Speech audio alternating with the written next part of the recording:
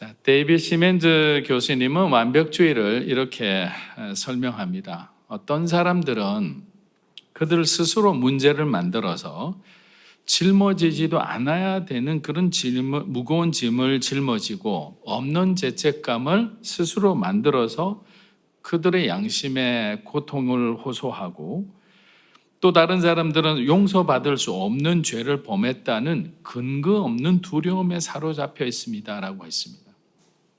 굉장히 의미심장한 말이죠. 우리들이 자주 범하는 그러한 잘못이기도 합니다. 한마디로 말해서 수많은 사람들이 그들의 상태가 건강하고 양호한데도 불구하고 자신은 늘 아무런 소망이 없는 것으로 생각하고 비관하고 있다는 거예요. 얼마나 안타깝습니까? 사단이 속이는 그런 어떤 감정의 어떤 속임이죠. 그게 다 우리가 그냥 그대로 넘어가고 있는 거죠. 유명한 감리교 전도자인 요한 웨슬레, 이분은 이렇게 말했습니다. 우리는 두려움이 없는 곳에서 두려워하는 사람을 보는가 하면 아무 이유도 없이 계속 자신을 정죄하는 사람을 보게 됩니다. 라고 합니다. 두려움이 없는 곳에서 막 두려워하는 사람을 보게 된다는 거죠. 그다음에 죄가 없는 곳에 스스로 그냥 자신을 정죄해서 어떻게 보면 그냥 예전에 그 존 뉴턴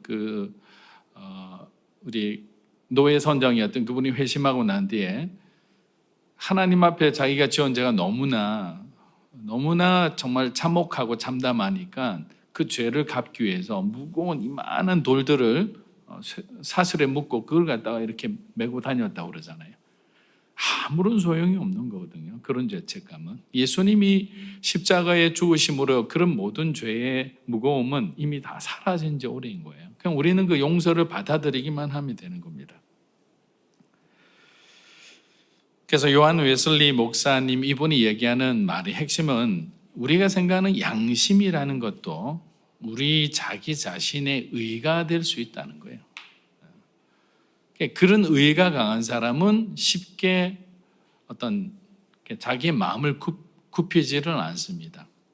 너 괜찮아. 아무런 이상이 없어. 그렇게 옆에서 권면하고 조언을 해주는데도 자기 혼자만 받아들이잖아요. 아니야, 내가 잘못한 거야. 나는 죄인이야. 그렇지 않습니다. 성령님께서 깨닫게 해주시는 그런 어떤 죄와 잘못에 대해서는 우리는 아주 철저하게 회개를 해야 돼요. 그거는 타협할 수 있는 게 아니에요.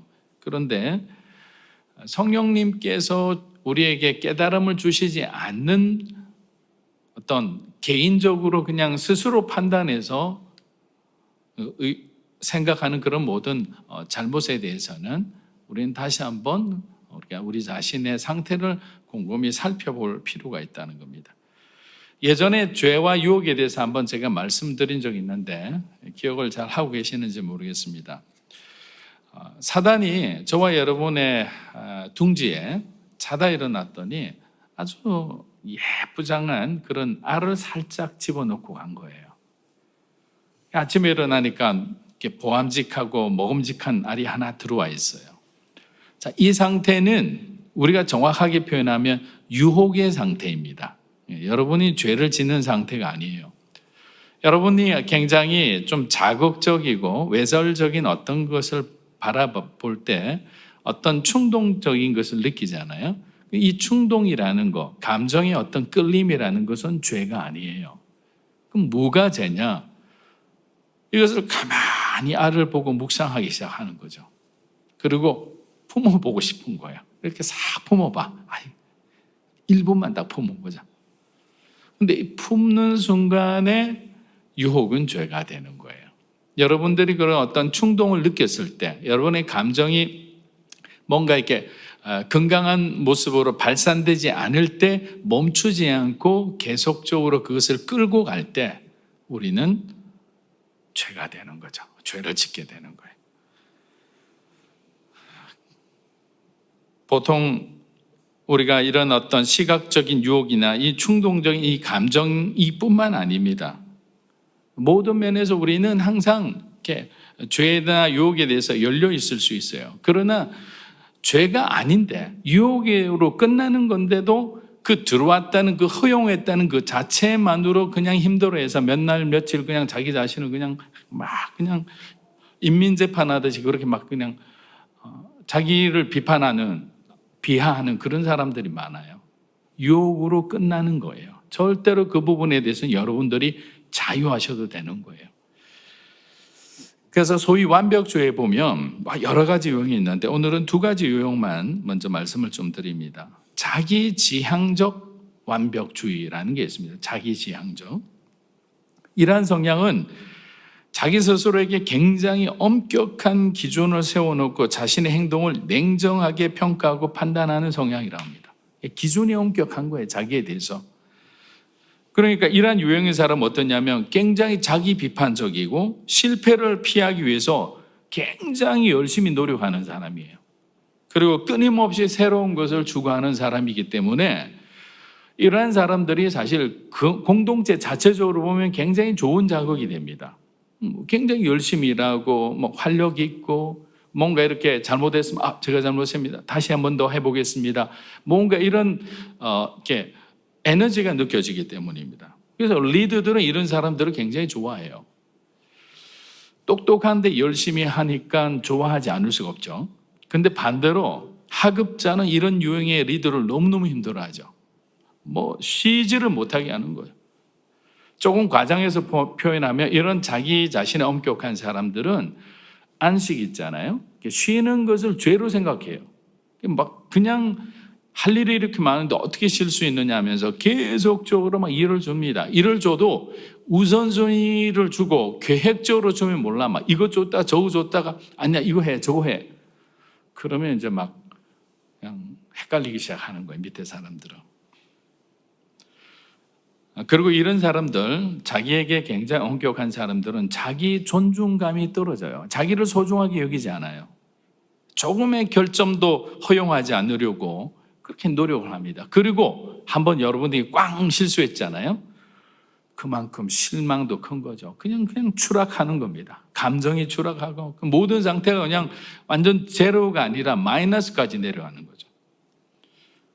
그래서 결국 이런 사람은 이상적으로 자기가 생각하는 모습과 실제 지금 현재 자기 모습이 일치되지 않을 때는 낮은 자존감이나 우울함이나 어떤 불안한 증세를 동반하게 된다는 거예요. 그런데 한번 생각해 봅시다. 완벽주의를 가진 사람이 하나님을 왜 의지하지 않을까? 왜 이 사람들이 그냥 하나님 앞에 의지하고 기도하면 될 건데 자꾸 자기 자신의 어떤 노력으로 뭔가 이뤄가려고 할까? 그들은 하나님에 대한 관심이 없어요. 자기 자신에게 이미 집중되어 있는 사람인 거죠. 자기 자신의 노력으로 뭔가 만들어낼 수 있다는 굉장히 왜곡된 자존감으로 충만한 사람인 거예요. 대부분 실력 있는 사람들이 이런 부류에 속하지만 그러나 결국에는 한계에 부딪히게 됩니다. 그리고 난 뒤에는 부서지는 거예요. 휘어지지도 않고. 굉장히 어렵고 힘든 시간들을 통과하는 사람들을 여러분 곁에서 이런 성향이 있는 사람들은 굉장히 힘든 이렇게 단절되는 경향들이 있어요. 성령 충만할 때는 하늘 끝까지 정말 죽으면 죽으리라 이렇게 달려가요. 어느 날 사라집니다. 안 보이는 거예요. 왜 그럴까요?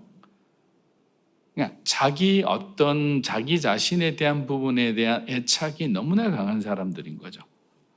자기나 자기 의도 어떻게 보면 완벽주의의 산물인 거죠. 지금 자기 자신이 성취해야 할 목표가 우상이 되어 있기에 지금 내가 원하는 시간에 내가 원하는 모습대로 이루어지지 않으면 감정이 통제가 되지 않고 내 마음에는 계속적으로 뭔가 불편한 것들이 소용돌이 치기 시작하는 거예요. 그들에게 하나님이 필요한 때는 언제인 줄 아세요? 자기가 할 수 있는 모든 거 이것저것 다 해보고 이래도 안 되고 저래도 안 되고 이제는 정말 모든 것을 포기할 수밖에 없는 그런 상황에 갔을 때 비로소 손들고 하나님 앞에 나오는 거예요. 근데 여기까지 가면 너무나 주변에 자기 자신의 어떤 내면뿐만 아니라 주변의 인간관계는 다 무너져 있다고 생각하면 됩니다. 그렇기 때문에 우리가 완벽주의의 어떤 함정에 빠지기 시작하면 우리 자신의 정서적인 부분이 굉장히 위태로워지는 거예요. 마태복음 5장 48절을 보면 한번 읽어보겠습니다. 그러므로 하늘에 계신 너희 아버지의 온전하심과 같이 너희도 온전하라. 자, 여기서 뭐냐면 그리스도인은 완벽을 추구하는 사람이 아니라 그리스도 안에서, 이 단어가 중요해요. 그리스도 안에서 온전함을 사모하는 사람이다. 다른 말로 하면 그리스도 안에서만 우리는 온전함을 유지할 수 있지, 그리스도 밖에서는 절대로 완전한 사람이 될 수 없다는 걸 얘기하는 거예요. 예수님께서 예수를 믿는 자들에게 의롭다고 칭해 주셨잖아요. 그 칭의 자체는 영적으로 보면 완전한 거거든요. 그러니까 완전한 자니까 하나님 나라에 들어갈 수가 있는 거예요. 그런데 완전한 자라고 법적으로 인정해 주셨지만 저와 여러분의 현재의 지금 모습을 보세요. 완전한 자인가요? 아니죠. 불안하죠. 위태위태합니다. 어떤 상황과 조건과 환경과 어떤 사람의 말 한마디에도 우리의 신앙이 그냥 통째로 흔들릴 수 있는 그런 연약한 사람들이거든요. 그러니까 완전하다는 것은 결국 그리스도 안에서만 발견되지는 하나님의 은혜다라는 거예요. 그러니까 항상 우리는 영적으로 하나님, 내가 어디에 서 있습니까? 내가 정말 주님 안에 거하고 있습니까? 하나님의 약속을 바라보고 살아갑니까? 정말 주님이 우리의 공급자가 되시고 우리를 지켜주시는 우리 인생의 보호자가 되심을 내가 정말 믿으면서 하루하루 살아가는지, 그냥 살아가면서 힘들 때마다 필요할 때마다 하나님을 콜하는 건 아닌 거지. 그냥 911 버튼 눌려서 주님 좀 도와주세요. 그런 사람은 하나님하고 어떤 관계입니까? 친밀한 관계를 할 수 있나요? 아버지와 아들의 관계가 될 수 있나요? 그분이 우리의 구원자시고 우리는 그분한테 구원받은 은혜 입은 자라고 말할 수 있나요? 아마 그렇게 얘기하기 힘들 거예요. 두 번째 성향은 자기가 아니라 타인 지향적 완벽주의 성향이 있어요. 자, 이런 사람은 다른 사람의 능력과 믿음에 대한 기대를 너무 많이 갖고 있는 사람이에요. 자신에게 중요하다고 생각하는 사람에게 비현실적인 기준을 갖고 그 사람이 자기에게 완벽해지기를 바라는 사람들이에요. 자, 어떤 분들이 가장 이런 데 적합할까요? 이해에 부모님들이죠. 여러분들도 부모님이 됩니다. 부모님들은 아이의 성향과 재능을 완전히 무시하고 어릴 때부터 부모님의 꿈과 부모님의 한풀이를 하기 위해서 세뇌를 시키는 거야. 너는 무조건 법대 가야 돼, 의대 가야 돼, 너는 음악을 해야 돼. 아니, 골프하는 게 좋겠다. 골프하면 돈도 잘 번대. 자, 아이들을 그렇게 사지로 몰아가는 것은 아이들에 대한 비현실적인 그런 어떤 기대감을 갖고 있는 거죠. 하나님께서 우리 자녀를 향해서 어떤 계획을 갖고 있는지 하나님의 생각과 계획은 관심이 없습니다. 그래서 부모님 두 분이 이제 40일 기도를 갔다고 생각해 보세요. 왜냐하면 여러분 자기 자녀가 이제 진로를 결정해야 되는데 막 정말 힘든 그 금식을 하면서 막 물을 마시면서 그 고통스러운 40일 딱 보냈는데 마지막 날 하나님이 응답해 주신 거죠. 장로와 권사 부부에게 르완다로 보내라. 선교사로 쓰겠다. 할렐루야, 하나님 감사합니다 라고 할까요? 다시 기도할 거예요. 우리가 금식할 때 뭔가 잘못 하나님의 음성을 듣는 거 보니까. 왜? 이미 우리 마음에는 정해진 뭔가 이렇게 자기들이 답을 갖고 있는 거예요. 그런데 하나님이 하나님의 종으로서 그 어떤 한 가난하고 힘든 나라에 선교사로 보낸다는 어마어마한 놀라운 특별한 권리를 우리에게 주셨는데 그것을 받아들이기 싫은 거죠. 왜냐하면 자기의 생각에는 이미 세상 가치로 볼 때는 판사가 되고 뭐 검사가 되고 의사가 되고 변호사가 되고 뭐 세상을 좌우하는 어떤 비즈니스맨이 되고 외교관이 되고 이런 게 답이 이미 정해져 있는 거예요. 그렇게 하다가는 우리 자녀들이 어떻게 될까요? 결국엔 빗나가게 돼 있습니다. 그리고 부모님이 원하는 그 위치에 갔더라도 행복하지가 않아요. 왜냐하면 내 꿈이 아니잖아요. 부모의 꿈을 내가 이루어준 것 뿐이잖아요. 늘 공허한 삶을 살아갑니다. 채워지지 않아요. 그래서 불행한 이야기지만 우리 아이들의 방황하는 80% 이상은 저는 부모님 책임이라 생각해요. 100%라면 너무 화낼까 봐. 저도 부모지만. 부모들의 욕심과 다툼으로 결손 가정이 되기도 하고 아이들의 마음에 큰 상처를 주기도 합니다. 연인들 간에도 상대방에 대한 과도한 기대를 하게 되면 서로가 실망하게 되고 건강한 교제가 힘들어지잖아요. 아담은 하와를 지켜주는 존재죠. 사랑하는 사람이잖아요. 하와는 어떤 존재인가요? 아담의 약함을 놓고 기도하는 기도하는 존재예요. 그런데 그렇게 하지 못하니까 어떻게 되죠? 틈이 생겼어요. 틈이 생기니까 유혹이 들어가서 죄가 되어버립니다. 죄가 되어버리니까 가정이 깨어지는 거예요. 그러니까 우리가 상대방에 대한 기대치를 너무 여러분들이 계속 이렇게 뻔뻔질하면 그 기대치의 간격만큼 실망하고 굉장히 마음에 상처를 입게 되는 거예요. 그러면 그 틈은 누구냐? 하나님이 채워주시는 게 아니라 사단이 그 틈에 들어와서 저와 여러분의 관계를 계속 어렵게 하는 거예요. 그래서 저는 이 말이 아주 그냥 전가의 보도처럼 쓰고 싶어요. 이해하지 못하면 오해한다고.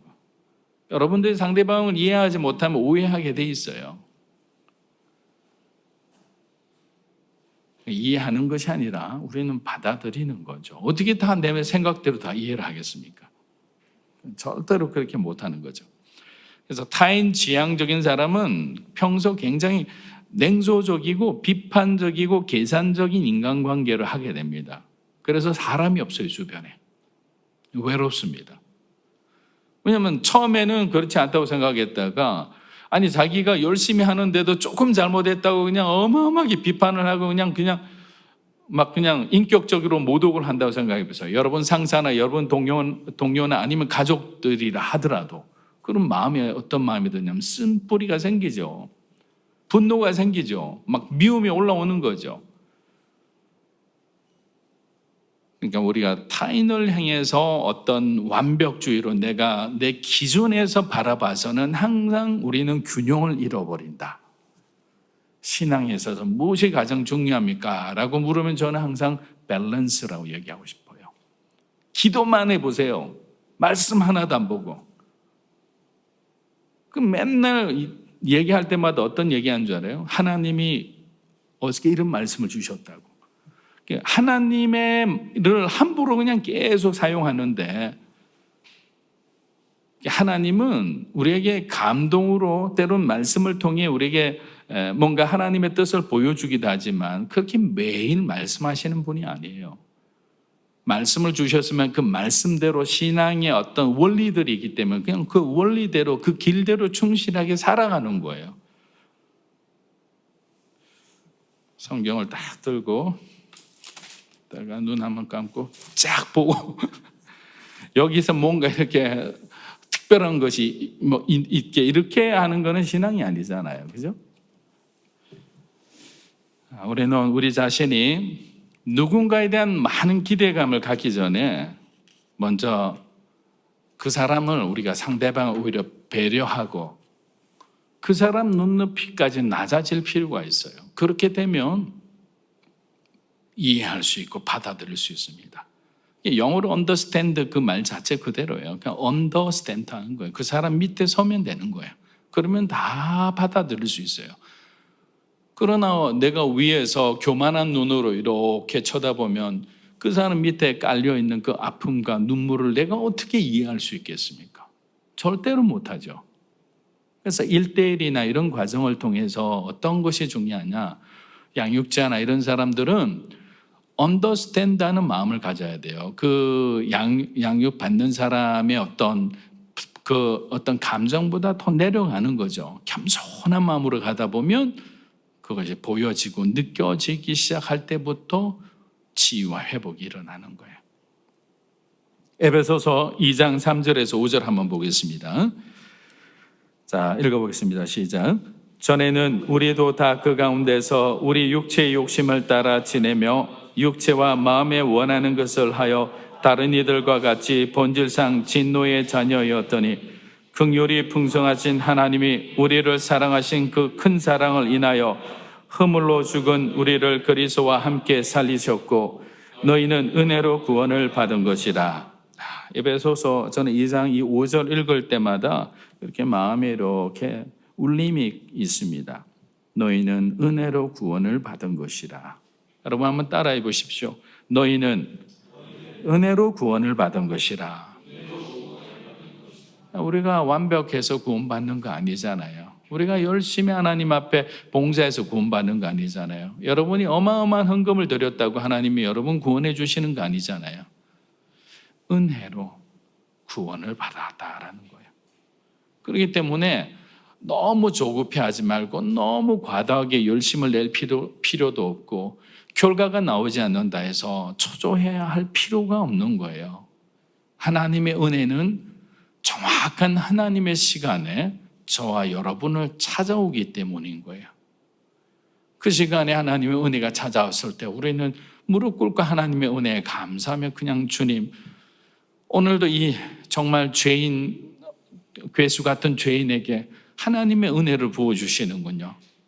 은혜에 합당한 삶을 살아갈 수 있도록 믿음과 용기를 주십시오라고 고백하며 한 걸음 한 걸음 나아가는 거죠.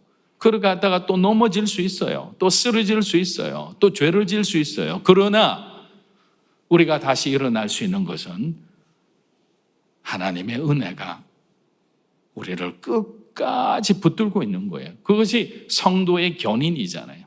한번 구원받은 자의 삶을 하나님은 끝까지 지키고 보호해 주신다. 저와 여러분은 선택받은 자들이잖아요. 그게 맞는 삶은 자기 자신에게 집중해서 내가 완전해지려고 노력하는 삶이 아니라 내 안의 부족함을 하나님으로 인해 채워지는 삶을 살기 위해 노력하는 사람이 그리스도 안에서 온전한 사람인 거죠. 내가 자꾸만 채워놓으려고 하면 채워놓을수록 여러분 하루 지난 만나가 어떻게 됐죠? 냄새 나잖아요, 썩어서. 내가 스스로 만든 세상의 것, 세상의 방법으로 한 것은 창고에 아무리 모아둬도 그것은 썩어지는 거죠. 영원한 것이 아닌 거예요. 그런데 하나님이 우리에게 채워주시는 것은 영원한 거잖아요. 그 안에는 그리스도의 생명이 들어있죠. 사랑이 들어있죠. 성령 안에서 우리를 통해 성령의 9가지 풍성한 열매를 맺는 삶을 살게 하는 거죠. 여러분의 직장에서, 사업에서, 여러분의 그 공동체, 커뮤니티 안에서도 하나님은 여러분을 통해서 일하시는 거예요. 변화의 주체가 되게 하는 거죠. 그냥 세상의 물결에 흔들려서 어떻게든지 그냥 피해는 서핑하는 사람이 아니라 그 파도의 물줄기를 바꾸는 사람이 바로 그리스도인이 된다는 거예요. 어떤 사람입니까? 완벽을 구하는 사람이 아니라 그리스도 안에서 온전함을 추구하는 사람을 하나님은 쓰신다라는 거예요. 그런 사람이 되기를 주의 이름으로 축복합니다. 3절을 보니까 육체의 욕심을 따라 지내며 그랬습니다. 또 육체의 마음에 원하는 것을 하여, 결국 우리가 완벽주의가 되도록 만드는 것은 뭐냐? 우리 안에 있는 육체의 욕심이라는 거예요. 그 욕심을 내려놓지 않으면 우리는 하나님의 진노의 자녀가 되는 거예요. 얼마나 안타깝습니까? 하나님께 우리는 계속적으로 기도하며 나아가야 되는 겁니다. 자, 그리고 복음적인 그리스도인들이 가장 힘들어하는 정서적인 문제 역시도 신앙 안에서 이 신앙적 완벽주의라고 얘기를 하는 사람들이 많습니다. 근데 이 신앙의 완벽주의를 해결하기 위해서 먼저 우리들에게 나타나는 증상들을 우리가 알면 내가 내 자신도 모르게 뭔가 이렇게 신앙 안에서도 완벽주의를 추구하는 경향들이 있었구나라고 알게 되는 거예요. 그래서 그 완벽주의 증상들을 몇 가지 좀 말씀드리도록 하겠습니다. 첫 번째 증상은 뭐냐면 뭐든지 잘해야 한다는 압박감이죠. 압박감. 잘해야 한다는 거. 뭔가를 아주 잘해야 한다는 생각으로 늘 스스로 자기 자신을 피곤하게 하는 거예요. 나는 더 잘해야 돼. 나는 더 잘했어야 해. 나는 더 잘할 수 있었어. 자, 이 말이 여러분 잘 말하는 거잖아요. 저도 마찬가지예요. 보면 설교를 더 잘할 걸, 나는 더 잘해야 해. 사람들이 그냥 이 수요일 날 이렇게 정말 힘든데도 와서 하나님 말씀 들으려고 하는데 여기서 그냥 엉망진창 해버리면 어떻게, 이런 어떤 마음들을 목회자들도 가지는 거죠. 근데 이런 감정을 반복적으로 혹시라도 느끼면 우리는 완벽주의의 위험 가운데 있는 사람이라 할 수 있는 거예요. 둘째는 어떤 증상이냐면 자기 자신을 비하하는 감정이 나타납니다. 완벽주의는 보니까 재밌는 게, 완벽주의하고 똑같은 라인에 있는 게 뭐냐면 낮은 자존감이에요. 완벽주의는 잘못하면 자기 자신이 어마어마하게 낮은 자존감으로 훅 이렇게 자기를 비하하는 거예요. 자기 자신이나 자기가 한 일에 대해서 만족하지 않는 사람은 항상 자기 비하 또는 의기소침해진다. 그래서 뭔가 자신이 부족하다고 느낄 때마다 뭐라고 얘기하냐면요, 하나님은 나를 사랑하시지 않는 것 같아. 사람들은 왜 나만 미워해? 전혀 아닌데 자기는 그렇게 생각하고 받아들이는 거죠. 우리 부모님은 꼭 동생만 칭찬하고 나는 열심히 해도 인정해 주지 않아. 뭐 이런 것들이죠. 그런데 가만히 살펴보면 오히려 그 반대인 경우가 있습니다.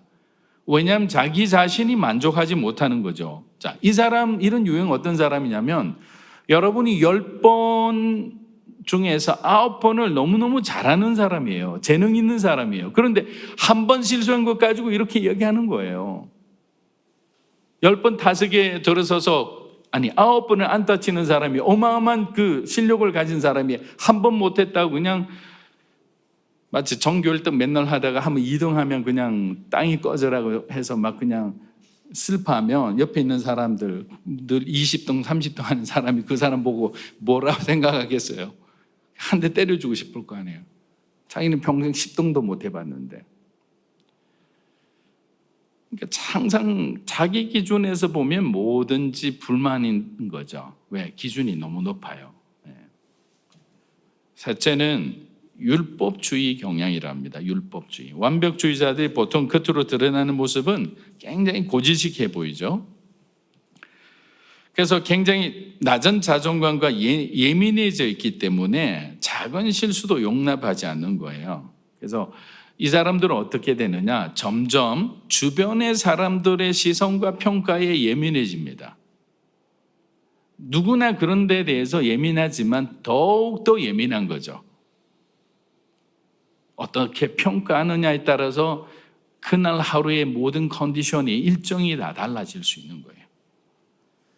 그런데 의지했던 그런 사람들로부터 적절한 좋은 평가를 받지 못하면 그날은 지옥이 되는 거예요. 업앤다운이 심한 롤러코스터 같은 인생이 되는 겁니다. 그래서 사람들에게 흠이 잡히지 않게 하지 말라는 것과 하라는 것을 지키기 위해서 어마어마한 스트레스를 가지면서 살아가요. 저만 그렇나요?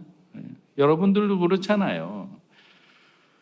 흠 안 잡히려고, 안 좋은 얘기 안 들으려고 굉장히 자기 자신을 이렇게 닥달하면서 학대하면서 살아가는 사람들이 의외로 많이 있는 거예요. 그런데 이 사람들이, 제가 지금까지 말한 이 모든 현상을 가진 사람들이 그리스도인이라면 정말 불행하고 안타까운 거예요. 갈라디아서 5장 1절을 보면 왜 그런지 알 수 있습니다. 한번 읽어보겠습니다. 그리스도께서 우리를 자유롭게 하려고 자유를 주셨으니 그러므로 굳건하게 서서 다시는 종의 멍에를 매지 말라. 여기 답이 있잖아요. 종의 멍에를 매지 말라. 우리가 율법주의로 빠지는 것과 우리 자신이 스스로 그냥 우리 내면의 어떤 자존감이 낮아지는 거나 이런 모든 것들은 결국에는 뭐냐? 종의 멍에라는 거죠. 예수님께서 우리를 죽으신 이유는 우리를 자유케 하는 거잖아요. 그래서 진리 안에서 너희는 어떻게 되라? 진리를 알지니 진리가 너희를 자유케 하리라. 이 자유 안에는 생명이 있잖아요. 구원의 길이 있잖아요. 여러분과 저가 일어날 수 있는 그 하나님이 주신 그 믿음이 있는데, 그 믿음을 잃어버리고 그 구원의 길과 회복의 길을 그냥 걸어가지도 않고 멈춰서서 그 멍에를 쓰고 살아간다고 생각해 보세요. 우리에게 주신 멍에도 아닌데. 예수님께서 우리에게 자유를 주셨음을 기억하고 우리는 정말 그 완벽주의라는 그런 어떤 사단의 함정으로부터 이제는 자유해야 되는 거예요. 그렇지 않으면 우리 안에는 어떤 마음이 일어나느냐? 자기도 모르게 분노가 일어납니다. 분노가. 자기 마음대로 되지 않는 거죠. 그래서 그 분노는 무엇을 향해 나가는 줄 아세요? 첫 번째는 여러분이 하고 있는 일 자체도 기분 나빠져요. 처음에는 하나님이 정말 나에게 너무나 맞는 사역을 주셨다고 막 좋아했다가 일들이 마음대로 이렇게 성과가 나지 않으니까 어떤 마음이 드느냐? 여러분이 사랑했던 그 일, 여러분에게 주셨던 그 사명조차도 흔들리는 거죠.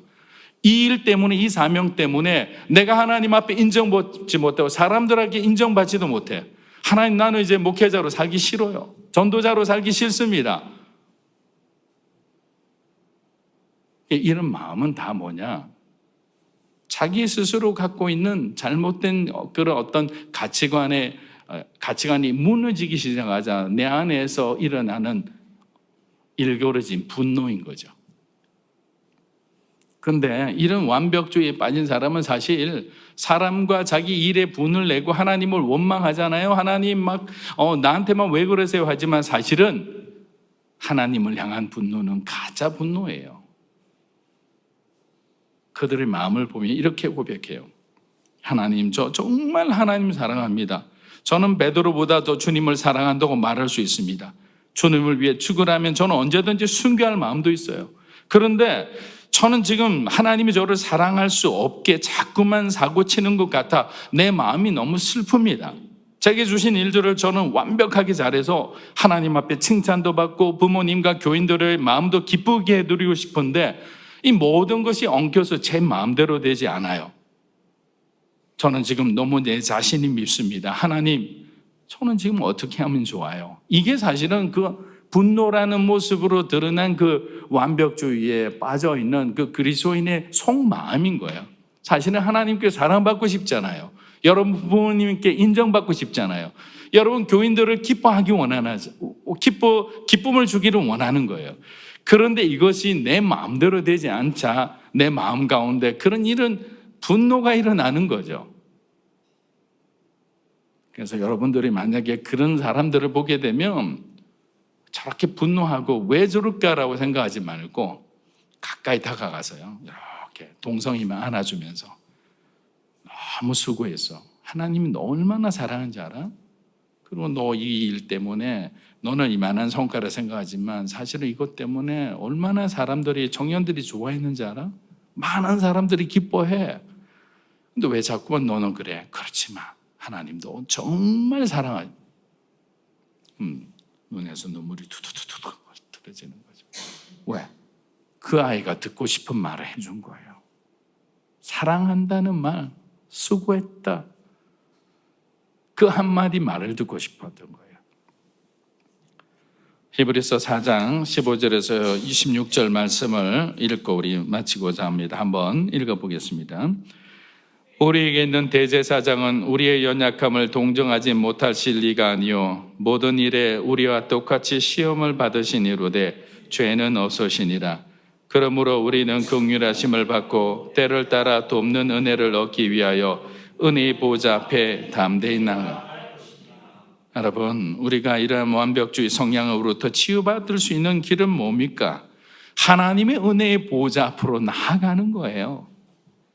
하나님께서 죄인이었던 우리를 받아주시는 것은 우리가 잘나고 완벽하고 우리가 뭔가 이렇게 재능이 특출해서 하나님이 그렇게 쓰시는 거 아니시잖아요. 여전히 고집스럽고 이기적이고 허물 많지만 예수님의 그 사랑으로 그냥 우리를 확 덮어주는 거예요. 우리의 죄가 보이지 않게, 우리의 허물이 보이지 않게, 우리의 상처가 보이지 않고 우리의 아픔이 보이지 않게 십자가의 사랑으로 완전히 덮어줬기 때문에 우리가 다시 일어설 수 있는 거예요. 예수님의 죽음은 인간의 이기심과 탐욕과 시기와 질투로 인한 것이었어요. 그러나 그럼에도 불구하고 주님은 끝까지 자신의 자녀들을 사랑하시고 책임지시는 거죠. 이제는 우리가 결단했으면 합니다. 우리 안에 그런 완벽주의적인 어떤 성향으로 인해서 힘들어한다면 이제는 우리의 그 마음 마음을 이제는 멈추고 하나님의 그 은혜의 보좌 앞으로 오늘도 한 걸음 한 걸음 다가가는 믿음으로 사는 성도 여러분이 되기를 주의 이름으로 축복합니다.